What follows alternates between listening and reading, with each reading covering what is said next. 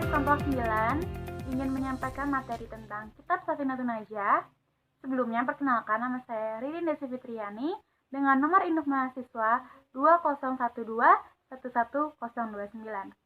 Apa sih Kitab Safinatun Najah itu?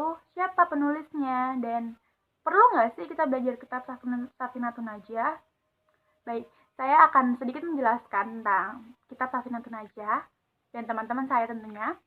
Dan saya ingin menunjukkan buku yang saya miliki ini adalah Safinatun Najah terjemahan yang diterjemahkan oleh atau yang dialihbahasakan oleh Bapak Ahmad Sunarto. Dan Safinatun Najah sendiri mempunyai nama lengkap Safinatun Najah Fima Yajibu ala Abdi li Maulah, yang artinya bahtera keselamatan tentang kewajiban hamba kepada Allah Subhanahu wa taala. Safinatun Najah sendiri ditulis oleh Syekh Salim Samir. Syekh Salim Samir merupakan ulama yang lahir di Yaman, atau tepatnya di sebuah desa bernama Zia Asbuh. Beliau menghabiskan separuh waktu hidupnya untuk menyebarkan Islam di Indonesia, dan beliau wafat di Jakarta atau dulu namanya masih Batavia, sehingga nama dia dinisbatkan menjadi Al-Jawi atau menjadi Syekh Salim Samir Al-Hadrami Al-Jawi Asy-Syafi'i. Seperti itu.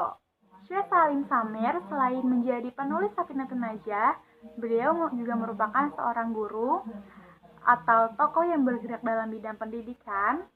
Bukan hanya itu, beliau juga seorang qadhi dan juga ahli politik, penasihat sultan, serta mempunyai keahlian dalam bidang militer. Lalu, Kitab Safinatun Najah ini membahas tentang apa sebenarnya?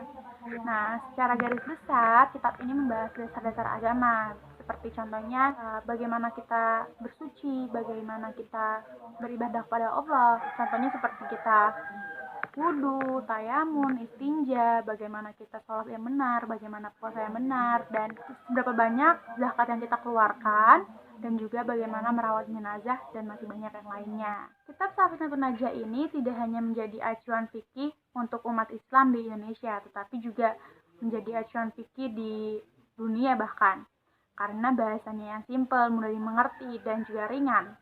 Kitab ini menjadi kiblat fikih pertama bagi para pelajar di Afrika dan Timur Tengah untuk dipelajari di rumah ataupun di lembaga-lembaga formal seperti sekolah dan lain-lainnya. Dan bahkan di Eropa sendiri, Kitab Safinatun Najah merupakan media paling penting dan paling mudah untuk mengenalkan ilmu fikih kepada teman-teman kita yang mu'alaf. Itulah kenapa Kitab Safinatun Najah ini ditranslate ke berbagai bahasa, mulai dari bahasa Jawa, Sunda, Melayu, dan berbagai bahasa asing lainnya seperti Afrika, Inggris, Jerman, Belanda, dan lain-lainnya. Nah, sekian penjelasan saya, dan selanjutnya akan dijelaskan oleh teman-teman saya, yaitu Iqbal dan Herliana. Kepada teman-teman saya persilahkan. Ya, perkenalkan, nama saya Muhammad Iqbal Kurniawan, nomor induk mahasiswa 2012-11022. Saya dari kelompok 9. Saya akan menjelaskan perjalanan sang ulama Syekh Salim dalam menimba ilmu agama sehingga beliau bisa menjadi ulama yang masyhur pada masanya. Syekh Salim ini memulai pendidikannya dalam bidang agama dengan belajar Al-Quran kepada ayahandanya sendiri. Barulah setelah itu beliau belajar ilmu agama kepada ulama-ulama lain seperti Syekh Al-Alamah Abdullah bin Ahmad Basudan, dan juga kepada ulama-ulama lainnya yang pada saat itu di abad ke-13 Hijriah ada banyak sekali ulama di dunia. Setelah beliau belajar kepada ulama-ulama besar, barulah akhirnya beliau memutuskan untuk mengabdikan dirinya untuk memberikan ilmunya kepada orang lain. Alhasil banyak sekali orang-orang yang datang kepada beliau untuk menuntut ilmu. Di antara murid-muridnya yang masyhur adalah ada Al-Habib Abadu bin Toha Al-Hadar Al-Haddad dan Syekh Al-Faqih Ali bin Umar Baghaza. Setelah itu nama beliau pun semakin melejit dan semakin masyhur. Bahkan dibilang bahwa ilmunya itu sama dengan guru-gurunya terdahulu. Dan di dalam kitab Safinatun Najah ini sendiri beliau menulis isinya berdasarkan mazhab Syafi'i. Oke, itu saja. Selanjutnya akan dijelaskan oleh Mbak Herliana. Syukron. Saya Herliana Novanka dengan nomor induk mahasiswa 201211008. Selanjutnya mengenai bab-bab yang dibahas dalam kitab Safinatun Najah. Pada awal kitab membahas tentang rukun Islam dan rukun iman. Selanjutnya membahas tentang bab bersuci, bab sholat, bab zakat, bab puasa, dan yang terakhir adalah bab haji. Salah satu bab yang akan sedikit saya jabarkan adalah bab bersuci mengenai haid. Haid secara bahasa berarti sesuatu yang mengalir. Sedangkan haid secara istilah berarti darah normal yang keluar dari rahim wanita dalam keadaan sehat tanpa ada sebab dan waktunya tertentu. Masa minimal haid yaitu 1 hari 1 malam. Masa pada umumnya yaitu 6 hari atau 7 hari. Dan masa kebanyakan yaitu 15 hari 15 malam. Adapun masa minimal suci di antara 2 haid yaitu 15 hari.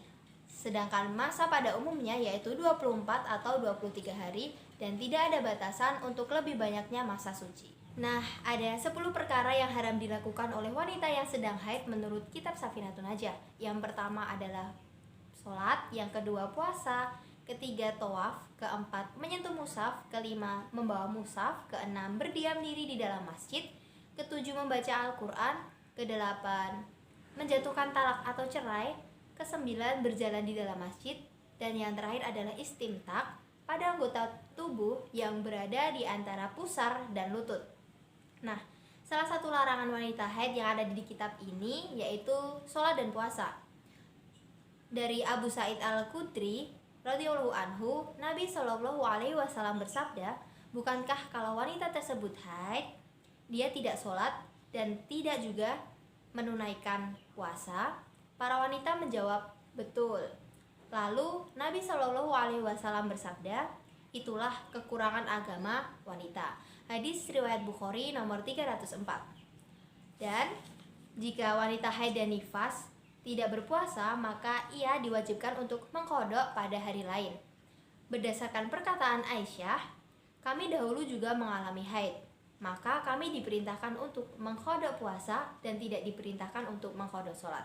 Hadis riwayat Muslim nomor 335. Sekian sedikit penjabaran mengenai bab bersuci yaitu haid. Bila ada salah kata saya mohon maaf. Wassalamualaikum warahmatullahi wabarakatuh.